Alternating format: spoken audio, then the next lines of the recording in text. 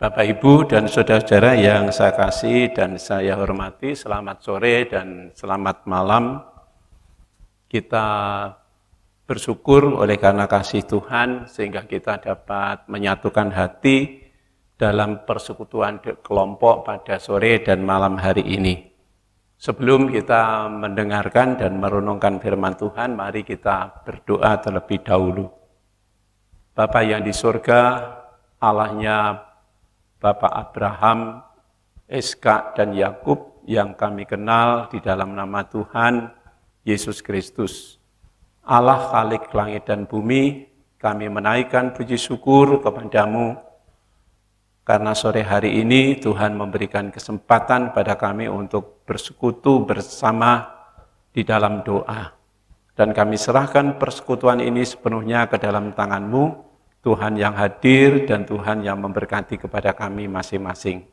Di dalam nama Tuhan Yesus Kristus kami berdoa dan kami mengucap syukur.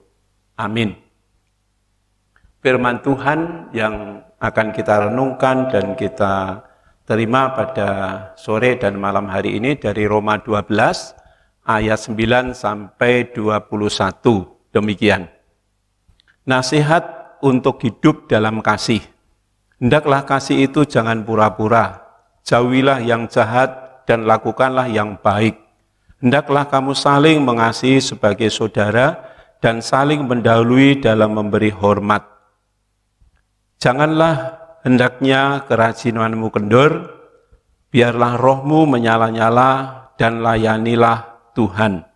Bersukacitalah dalam pengharapan, sabarlah dalam kesesakan, dan bertekunlah di dalam doa. Bantulah dalam kekurangan orang-orang kudus dan usahakanlah dirimu untuk selalu memberikan tumpangan. Berkatilah siapa yang menganiaya kamu, berkatilah dan jangan mengutuk. Bersukacitalah dengan orang yang bersukacita dan menangislah dengan orang yang menangis. Hendaklah kamu sehati sepikir dalam hidupmu bersama. Janganlah kamu memikirkan perkara-perkara yang tinggi, tetapi arahkanlah dirimu kepada perkara-perkara yang sederhana.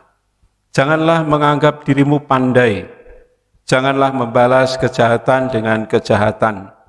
Lakukanlah apa yang baik bagi semua orang. Sedapat-dapatnya, kalau hal itu bergantung padamu, hiduplah dalam perdamaian dengan semua orang. Saudara-saudaraku yang kekasih, janganlah kamu sendiri menuntut pembalasan, tetapi berilah tempat kepada murka Allah, sebab ada tertulis, pembalasan itu adalah hakku, akulah yang akan menuntut pembalasan, firman Tuhan. Tetapi jika seterumu lapar, berilah dia makan, jika ia haus, berilah dia minum. Dengan berbuat demikian, kamu menumpukan bara api di atas kepalanya.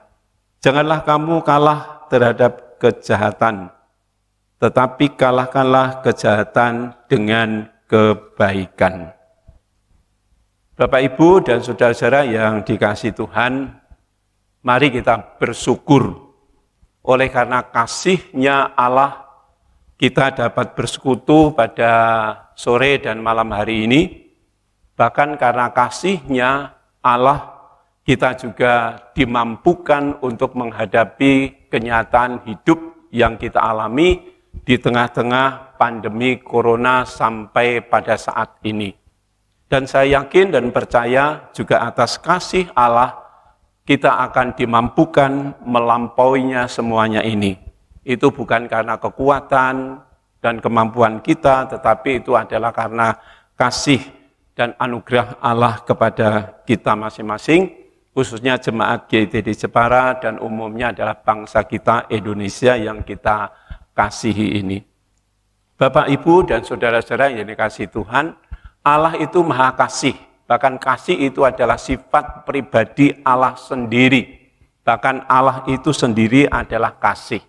Sehingga sebenarnya kasih itu juga menjadi model Allah. Jadi di mana ada Allah, di situ ada kasih. Sehingga kasih itu adalah merupakan model dari Allah itu sendiri dan akan dinyatakan dimanapun Allah hadir dan kepada siapapun semua ciptaannya akan merasakan kasih Allah. Saudara-saudara yang dikasihi Tuhan, sebelum sampai kita masuk kepada renungan ini, dan saya akan bertanya kepada Bapak Ibu dan saudara-saudara yang dikasihi Tuhan. Sebenarnya apa sih yang paling mahal bagi Bapak Ibu dan saudara-saudara semuanya? Mungkin Bapak Ibu bisa menjawab, emas itu yang paling mahal. Mobil atau mungkin HP itu yang mahal harganya. Itu betul dan tidak salah. Tetapi baik itu emas, mobil, HP, dan lain sebagainya itu, asalkan kita punya uang dan mau, itu kita bisa membeli. Bahkan tokonya ada dan juga pabriknya ada. Namun ada satu perkara yang sebenarnya sepele, sederhana, banyak kita bicarakan, mungkin banyak ceritanya dan sebagainya, tetapi itu tidak ada yang jual, tidak ada tokonya, bahkan itu sangat mahal sekali dan tidak bisa dibeli dengan uang, yaitu kasih. Jadi sebenarnya kasih itu sangat nilainya sangat tinggi sekali dan orang tidak bisa membelinya kepada siapapun dimanapun ya. Karena itu sendiri adalah sifat Allah.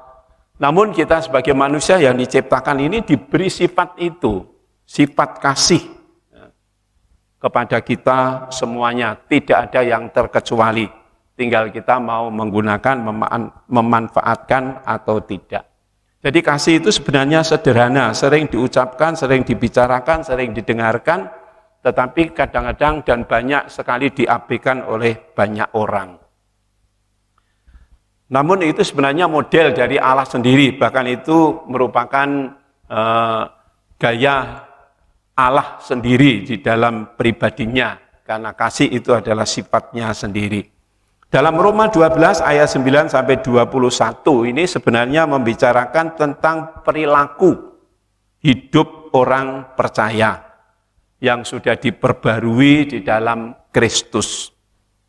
Merupakan kelanjutan dari perikop sebelumnya, yaitu tentang persembahan tubuh sebagai persembahan yang hidup.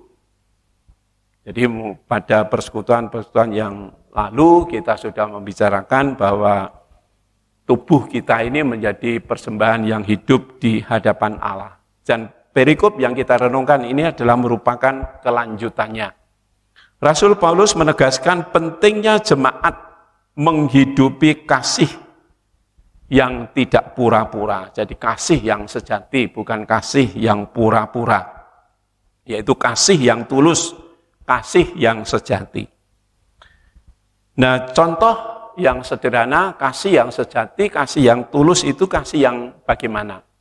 Mungkin kita semuanya merasakan kasih yang sejati atau kasih yang tulus, yaitu kasihnya ibu kita kepada kita atau kasihnya ibu atau seorang ibu kepada anaknya.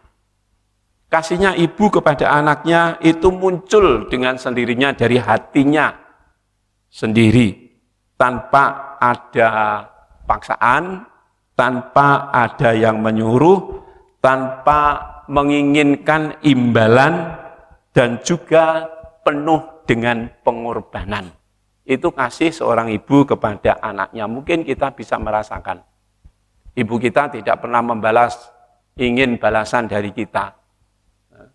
Tapi walaupun sampai kita ini sudah dewasa, kita sudah tua, ibu kita itu tetap mengasihi kepada kita. Dan itulah kasih yang tulus. Ya. Dan tidak bisa terputus. Sampai anaknya misalnya, anak yang morsal, anak yang tidak menurut pun, ibu itu tetap memiliki kasih. Dan itulah kasih yang sejati. Dan Allah itu juga memiliki kasih yang seperti itu. Nah, kasih seperti itulah yang seharusnya menjadi model atau menjadi gaya hidup kita sebagai orang-orang yang percaya kepada Allah. orang-orang yang percaya kepada Tuhan Yesus. Kita memiliki kasih dan kita kasih yang sejati itu menjadi model hidup kita. Bukan kasih yang pura-pura. Dalam ayat yang 9 tadi dikatakan dengan jelas, hendaklah kasih itu jangan pura-pura. Jadi kasih yang sejati atau kasih yang tulus. Kalau kasih itu menjadi gaya hidup kita, artinya tidak bisa lepas dari kita.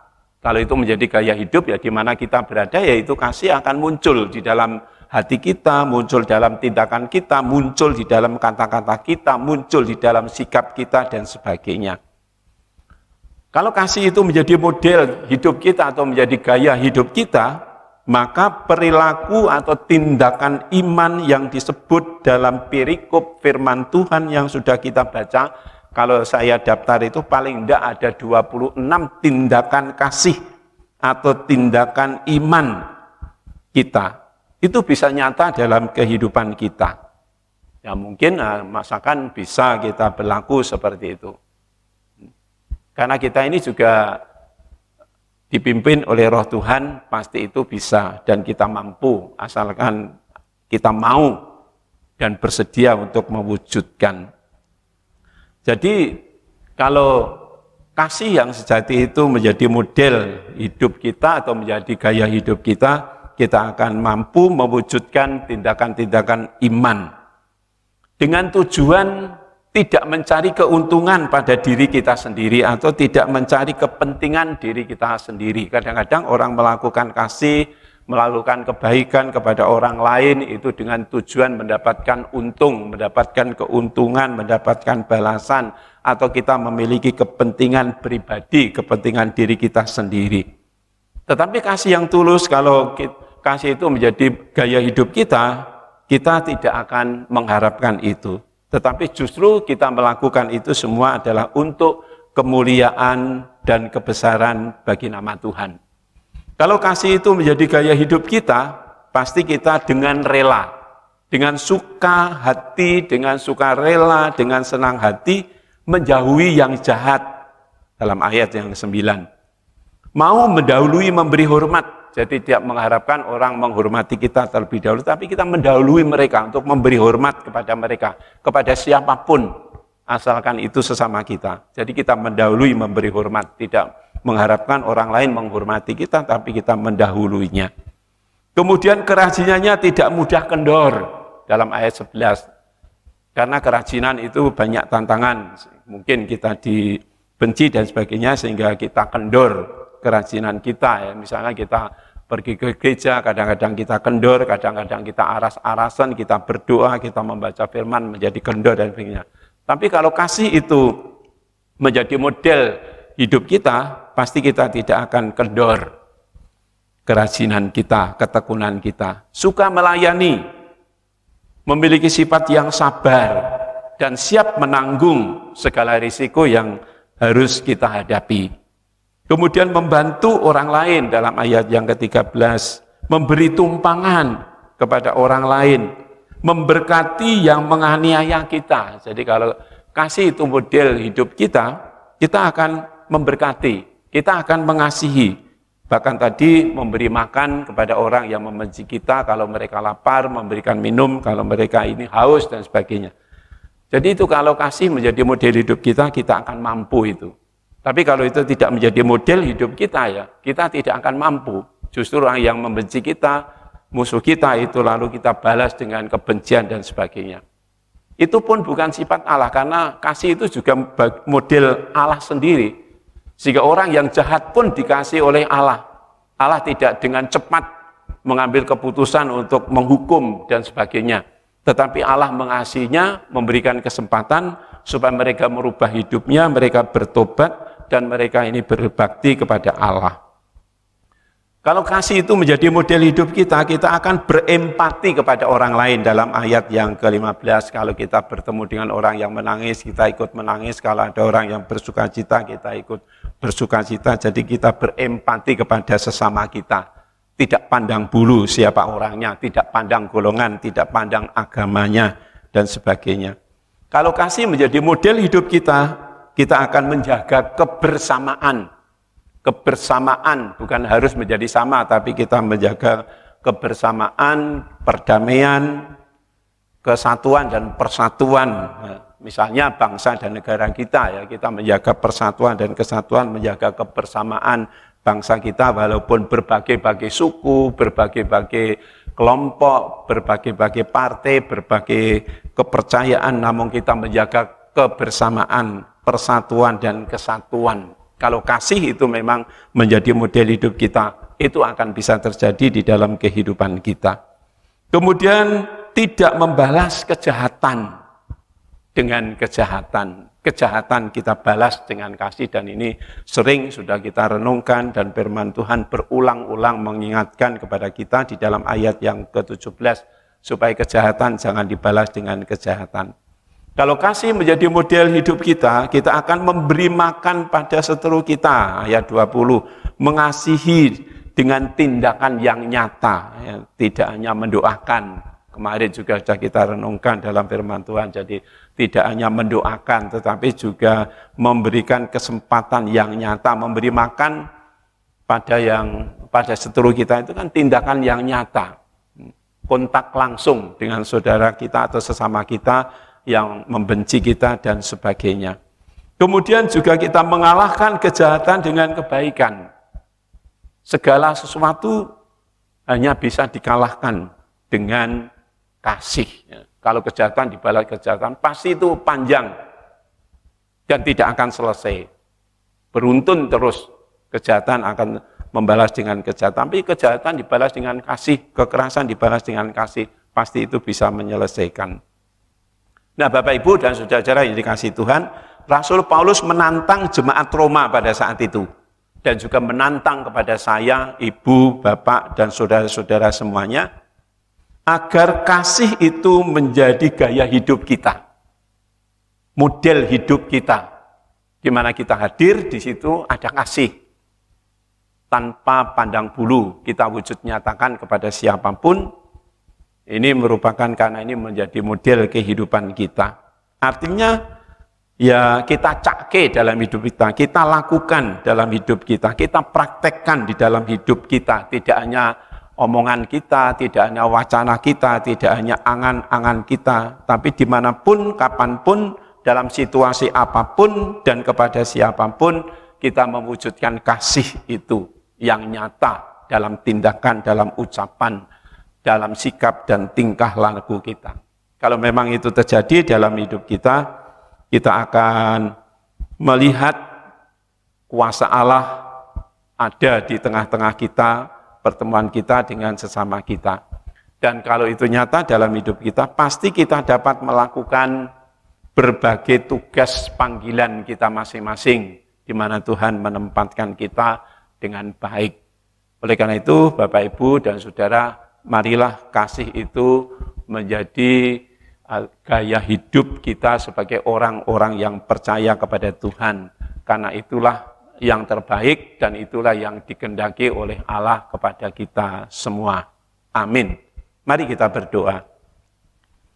Bapa yang di surga, terima kasih renungan singkat firman-Mu dalam persekutuan doa sore dan malam hari ini. Roh Kudus-Mu yang memeteraikan dan Roh Kudus-Mu yang akan memberikan kekuatan dan kemampuan kami supaya kami memiliki gaya hidup kasih dalam kehidupan kami masing-masing. Seperti Allah sendiri yang Maha Kasih menyatakan kasih-Nya kepada siapapun, kepada semua umat manusia, bahkan semua ciptaannya tanpa membeda-bedakan. Oleh karena itu kami serahkan seluruh hidup kami dalam tangan-Mu Tuhan. Pakailah hidup kami untuk dapat menyatakan kasih-Mu kepada sesama kami. Dalam nama Tuhan Yesus Kristus, Bapa, kami berdoa dan kami mengucap syukur. Amin.